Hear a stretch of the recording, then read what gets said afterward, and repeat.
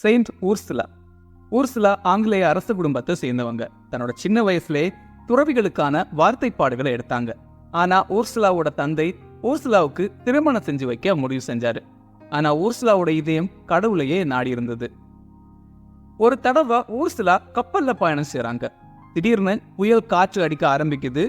கப்பலை கொலோன் நகரை நோக்கி செலுத்துமாறு ஊர்சுலா அறிவுறுத்துறாங்க. கப்பலும் கொலோன் நகரை சென்றடையுது. கொலோன் நகரோட அரசன் ஹீனாங் கொனேஷ் ஊர்சுலாவோட பேரழகுல மயங்கி தன்னோட ஆசைக்கு இணங்குமாறு ஊர்சுலாவை கட்டாயப்படுத்துறான். ஆனா ஊர்சுலா அதுக்கு மறுக்கிறாங்க. கடைசியில ஊர்சுலா அந்த அரசனால கொல்லப்படுறாங்க. 1106ஆம் ஆண்டு ஊர்சுலாவோட புனித பொருட்கள் கண்டெடுக்கப்பட்டது. புனித ஊர்சுலா பேர்னு இருக்கிற ஆலயத்துல இந்த புனித பொருட்கள் வைக்கப்பட்டது. கொலோன் மறை மாவட்டம் இளைஞர்கள், ஆசிரியர்கள் மற்றும் அமைதியான மரணத்துக்கு பாதுகாவலியா புனித ஊர்சுலா இருக்கிறதா நம்பப்படுது.